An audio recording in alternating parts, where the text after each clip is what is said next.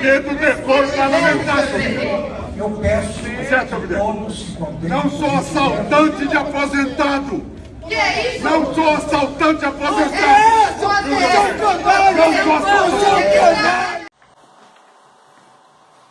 Amigos brasileiros, brasileiras, acabei de chegar do Rio de Janeiro agora. Eu hoje já fiz algumas reuniões preparando aí as ações que serão feitas ao longo da semana. Mas eu quero chamar a atenção, eu tive a oportunidade de assistir Gleice Hoffmann, a senadora propineira profissional brasileira, essa mulher que ainda não conseguiu devolver os 2 milhões de propina que ela recebeu, não conseguiu e nem vai devolver. Ela disse, gritando em alto e bom tom, que o Senado não tem moral para julgar Dilma Rousseff. Moral, ô Gleice Hoffmann, não tem você, que é amigada e casada com Paulo Bernardo, esse homem que roubou 100 milhões de reais, foi até preso, roubou 100 milhões de reais das aposentadorias compulsórias dos brasileiros, dos idosos. Quem não tem moral é você e seu marido, que são 2 bandidos. Quem não tem moral é o seu partido, que roubou o país, que roubou o Brasil, que roubou a educação, a saúde. O PT não tem moral. Você não tem moral. Você que vive gritando dentro do Senado, mostrando a sua falta de competência, de educação, defensora do PT e de Lula. Você é uma traidora da pátria, Gleice Hoffmann. Você é uma traidora da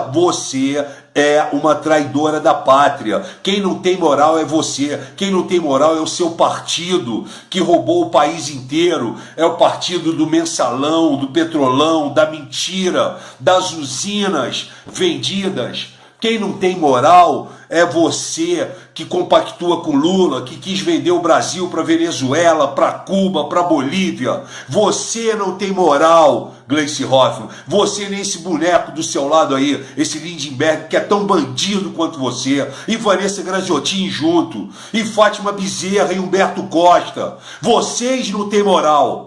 Agora dizer que o Senado, que está ali votando, trabalhando, justamente para limpar o país de gente suja como você, de gente imunda como você, Gleice Hoffmann. Quem não tem moral é você. Presta atenção no que você está falando, senadora.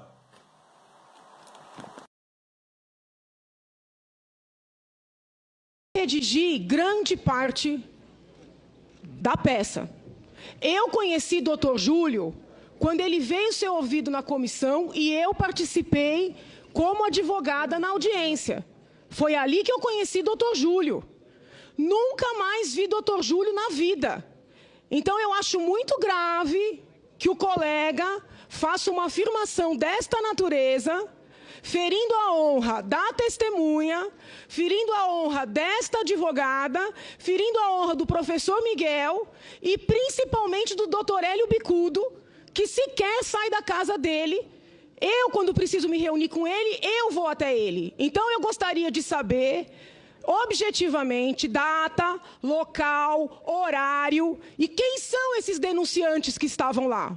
Porque eu estou cansada de afirmações, de factoides e de ofensas. Isso é uma ofensa, eu acho que o senhor teria que tomar mais cuidado. Como Vossa Excelência pode dizer se há crime em pedaladas se não há autoria da Presidência da República? Agradeço ao senador Lindenberg. Passo a palavra ao senhor Júlio Marcelo. Obrigado, senhor presidente. Vossa Excelência diz, eles queriam, o TCU não queria nada, o TCU quer que a legislação seja cumprida. Sabe por que era necessário um contingenciamento tão elevado? Porque o orçamento era fantasioso.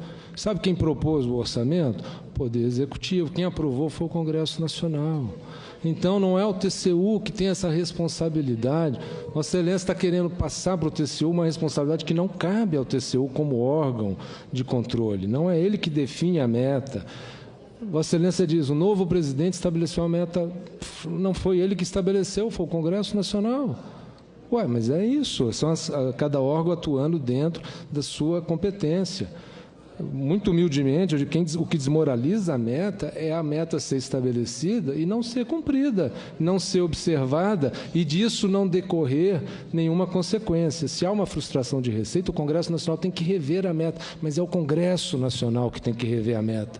Não é o Tribunal de Contas que pode ignorar a meta, nem o Poder Executivo. Essa é a visão que nós defendemos. Quanto ao decreto, o decreto é um ato da Presidente da República, elaborado pela sua equipe, sob a sua supervisão, sob a sua gestão. Se a Presidente da República não tiver responsabilidade sobre decreto, sobre medida provisória, porque foi elaborado pela sua equipe, ela não vai ter responsabilidade sobre nada. Essa é uma tese da irresponsabilidade do governante. E sobre o caso do dolo, a minha convicção é de que há dolo. A minha convicção é de que o dolo grita nos altos e que esses fatos de descumprimento da legislação com não pagamento das equalizações aos bancos não é feito sem um comando. E quem detém o comando é a Presidente da República. Essa é a minha convicção. Muito obrigado. Olha, deixa eu esclarecer uma coisa para os senadores. Eu não falei isso para ninguém, não seria obrigado a dizer, mas faço questão de registrar aqui nesse dia histórico, para que fique para a história. Em 2010, eu votei na presidente Dilma. Em 2010, eu votei na presidente Dilma. Então, eu não sou militante anti-Dilma, mas na minha função, encontrando ilegalidades desta envergadura, eu sou obrigado, por ofício, a apontar as ilegalidades. Olha, a presidência certamente não poderia votar na depoente. presidente Dilma depois de tudo que ela fez em 2013, 2014.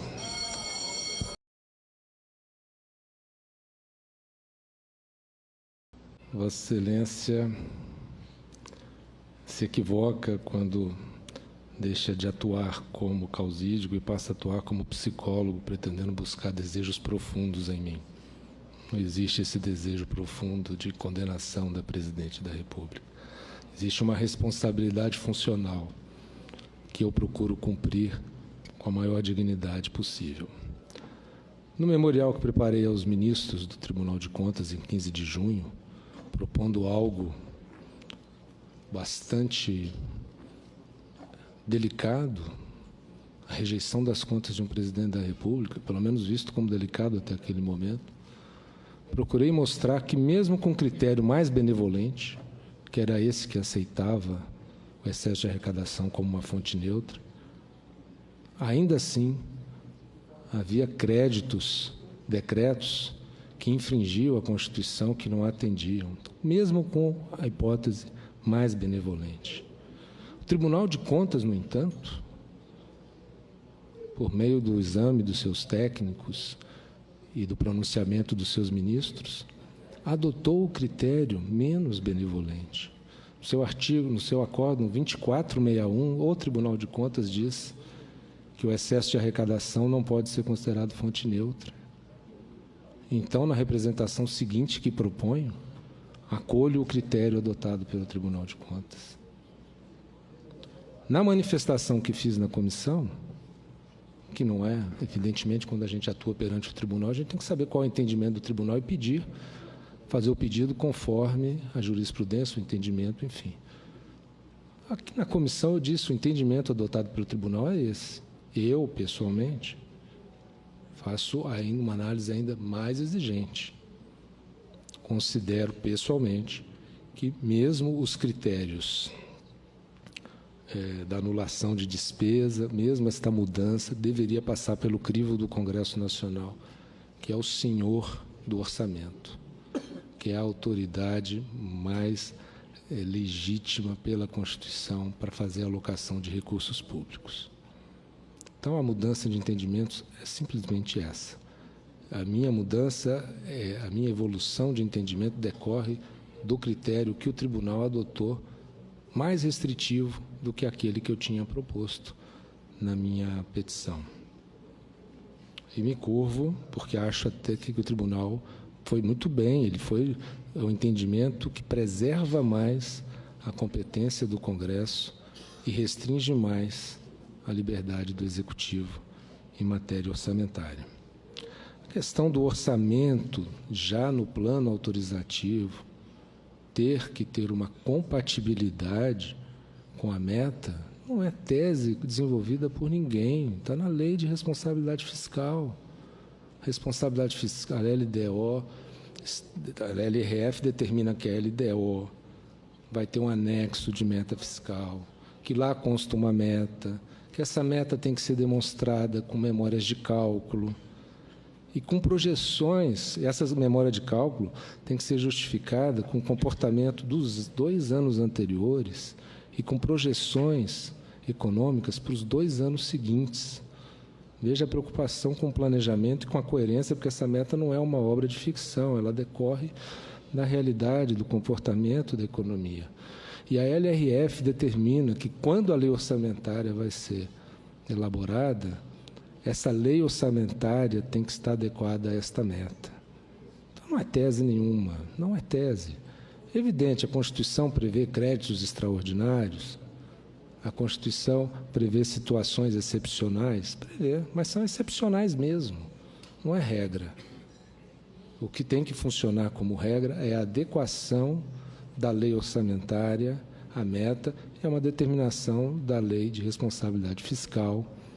E isso foi apontado justamente nas discussões na comissão especial para demonstrar que, se até no orçamento tem que haver uma adequação com a meta constante da LDO, do anexo de metas fiscais, né, com muito mais razão, numa alteração unilateral feita pelo Executivo por meio de decreto, esta compatibilidade tem que ser preservada. Então, de modo que eu não me sinto dono da verdade, não sou um intérprete arrogante, tenho reverência pela opinião dos outros, mas tenho a minha convicção, e o Ministério Público, entendo eu, tem o dever de sustentar a sua convicção sem pretender relativizar todos os conceitos, porque senão tudo é relativo, todas as interpretações são possíveis, enfim, nós não vamos ter um direito, né, defendido pelo Ministério Público. O Ministério Público, quando atua, ele defende uma visão e submete isso ao crivo dos julgadores, lá no Tribunal de Contas, aos ministros do Tribunal de Contas. E aqui, trazendo a minha colaboração, já que convidado fui naquela oportunidade, depois intimado, trago essa visão aos julgadores do Senado Federal. Só isso.